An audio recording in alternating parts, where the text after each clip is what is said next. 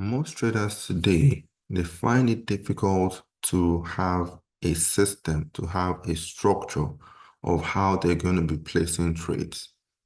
In today's video, we are going to be considering the 7 things you need to know before placing a trade. First of all, we always mention the calendar, the news. It's always good to be aware of the news coming out for the day or the news coming out for the week and so on. Why is this news important? It's important because you need to be aware when the market is going to be volatile. Volatility simply means that there's going to be some heavy movements in the market. Now we get this news from Forex Factory. Forex Factory has been there for years. We have been using them for more than 10 years, and they have proven the test of time. I am not affiliated with them, but I make use of them. I'm happy with them, and I always recommend them that Forex Factory is the way to go. So you have all the news here for today. You can see all the currencies that are being affected, the impact, the low, the medium, the high, and of course the actual, which is telling you that all these news have already dropped. And of course, you can as well check the calendar for the week. If you click here on calendar, it gives you the calendar for the week, and we have only the high impact news turned on. So it's very key for you to, first of all, before you do anything as a form of ritual, check the calendar. Very key. Now, the next thing you need to do before you place any trade, when you cross over to your chart, the calendar that we just talked about had to do with the fundamentals. Now we're looking at the charts based on the technicals. Market analysis is simply fundamentals and technicals.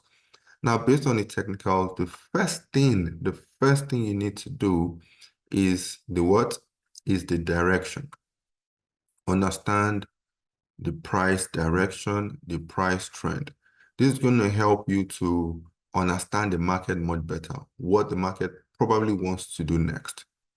So, we talked about the news for volatility. Now we're looking at the price trend, the price direction. If I were to ask you, what is the trend that we have in front of us on this Euro USD? It's easy. It's a no-brainer. You and every other person I want to believe in the world would say it's an uptrend. Why? Simply because from the left-hand side, looking at this chart from the left-hand side here to where it is now, you notice that it has been pushing higher and higher and higher, right?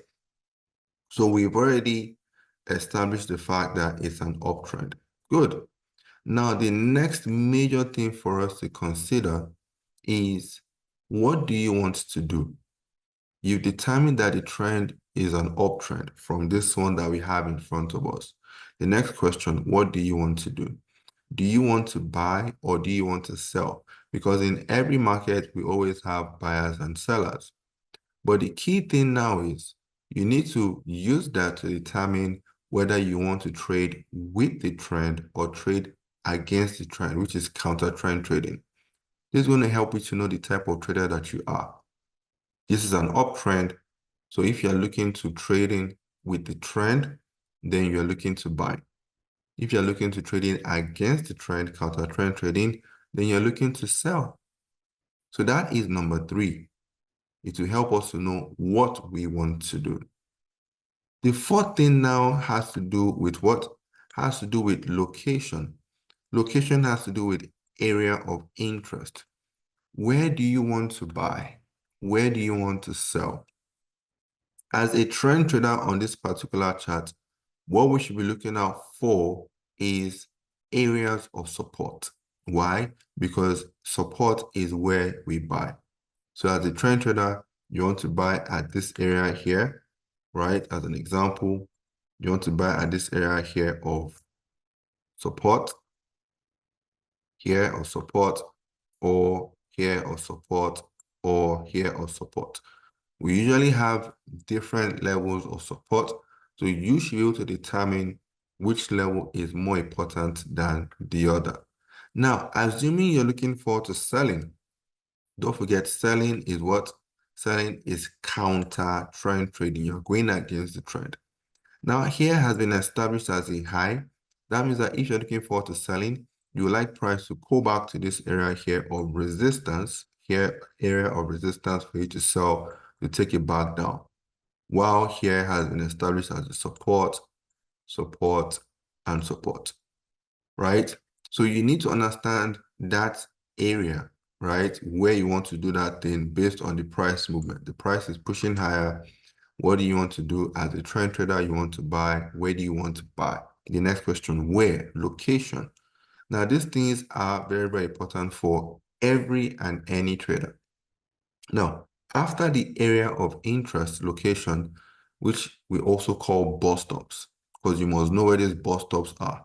The bus stop for support, which is for buying, and then the bus stop for resistance, which is for selling. You now need to know your trigger, what you're going to use to enter the market. That trigger is in the likes of the candlesticks patterns. As an example, you want to enter the market at the support. You want to buy on this particular trend. You want to buy in this uptrend. That means that you're going to be looking for a bullish engulfing. Bullish is to buy, is up. So you're looking for a bullish engulfing, bullish pin bar, bullish hammer, and so on in order to get your trigger at that particular area of interest location. And also on the flip side, you need to also know your exit, where your stop loss is going to be, where your take profit is going to be. From this chart that we have in front of us, let's assume price came all the way down to this point of support, and we got our candlestick trigger. Maybe it was a bullish pin bar or hammer. Now we enter here. Where would our stop loss be? Our stop loss would be just below that candle. Where would our take profit be? Our take profit would be all the way to the highs over here, right? This would be our ultimate take profit. So this means that this entry and exit, very key, very important, is going to help us, right? Based on the trigger, what we're using to enter the market. Also going to help us based on the stop loss and take profit parameters. And that is number 5. Number 6, the risk. Risk management is very, very important. Don't forget, these are the things that traders need to know before they start placing trades. You need to consider these things. This 6th one, risk, it has to do with knowing the volume, knowing the lot size that you are going to be using on every trade, right? And this will determine whether you're risking 1% or 2% and so on. So determine your risk. Are you risking 1% of your account balance on each trade? Are you risking 2% or whatever? Now, once you can determine your volume, your lot size appropriately, then you can now do what? Place the trade. Now you can place the trade, and then I'm going to show you something even before that. For us to do what? For us to place the trade, to determine your volume or lot size, we have what is known as a what? As a risk management calculator. I can get that from here. I'll drop the link in the description below. So this risk management calculator, right? You can easily come here, put in your account balance. Let's assume your account balance is $10,000 and you want to risk 1%. Now, normally you should be calculating it yourself, but the way things are now, it's much easier for us to be able to determine things very fast. Trading doesn't have to be difficult. That is one thing that people need to understand. And trading can be done by everybody as long as you approach it the proper way. Now, our risk is 1% of $10,000. By the time I hit enter, it tells us that we're risking $100 because 1% of 10,000 is $100. Now let's assume our stop loss is, let's say 20 pips. We are assuming it is from your analysis that you know the amount of stop loss. So your stop loss is 20 pips and you're trading, let's say you're trading Euro USD. You click on calculate and then it tells you that your position size is 0.50 lots for Euro USD. That means that you are supposed to be using 0.50. Now, this is very, very important for the risk management condition, right? In order to determine the volume and the lot size. When it also even comes to the risk management, we need to also know our risk to reward ratio. There's one aspect of minimizing losses, and then there's the other aspect of maximizing profit. When it comes to the maximizing profit, simply ensure that your reward is greater than your risk. That's all. And then you'll be good to go, right? Now, finally, trade management. How do you manage your trades? How do you manage your trades? Very important. You remember we said earlier that this is an area of support, and assuming the price comes all the way down to this point here, and then following the steps, we're going to do the summary of the steps shortly. Now, following the steps, you get your entry here. Maybe you get it on a bullish pin bar, bullish hammer. And you know your stop loss is going to be just below here. Stop loss below here. This is your entry. So I'll put E for entry, and this is going to be your final take profit. Now, the trade starts to move in your favor. It starts to move in your favor. By the time it moves in your favor, maybe up to this first point of trouble, because this here has history as a former resistance support area, looking to the left-hand side. The price gets to this point of trouble. How do you manage your trade? Remember your stop loss is here. Will you allow the price to get to this point and then turn back and hit your stop loss? No, that would be very, very bad trade management. So what do? You simply move your stop loss to your entry. Once you move your stop loss to your entry, that is what we call break even. So trade management technique, which is the seventh way, is what? Is how we manage our trades by moving stop loss to break even and calling it a risk-free trade. Meaning that if the trade goes against us again, your stop loss is already at the entry, you're more or less losing nothing, you're more or less making nothing as well. But what if you could even move your stop loss above your entry? You could move your stop loss to this point here, maybe like 10 pips in profit or 20 pips in profit or whatever. That means that you have locked in profit. Now you are beginning to trail your stop. So we have the aspect of the break even, we have the aspect of the trailing stop. So now you are beginning to trail your stop, which is a very, very powerful trade management technique. What about partial close? Price got to this point.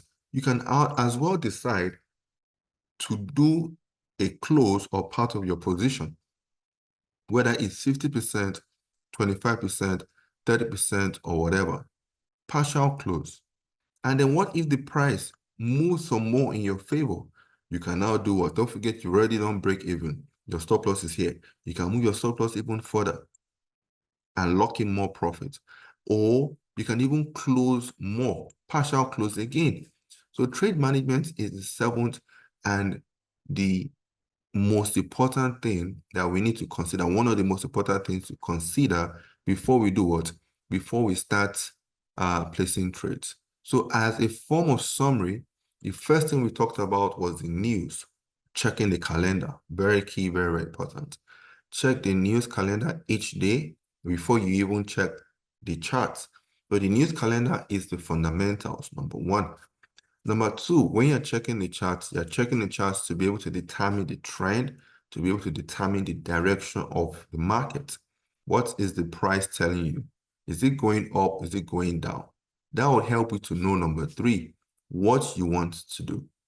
Do you want to buy or do you want to sell? Based on whether you are trading with the trend or you are trading against the trend. Number four, location, the area of interest, the bus stops, where you want to enter to do something and exit to do something. That is location, which is number five. Entry and exit. What is your trigger for entry? What trigger? It could be candlestick patterns. It could even be chart patterns. It could be wedges. It could be triangles. It could be flag patterns, whatever. But you must have your trigger for your entry. And then for your exit, stop loss and take profit, the parameters, where to set them. Number six, risk management.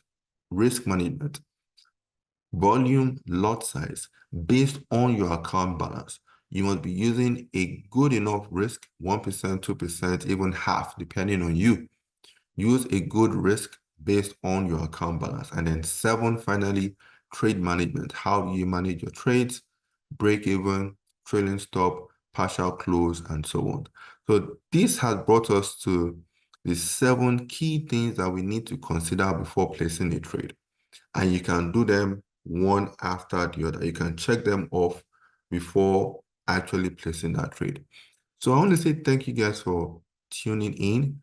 Thank you for watching to the end, because trust me, once you follow these things, it is going to help you to what? It's going to help you to be aligned with the market. It's going to help you from the beginning to the end of placing a trade. Thank you guys. If you are yet to hit the subscribe button, do so and turn on the notification bell. Thank you guys, and goodbye for now. Cheers.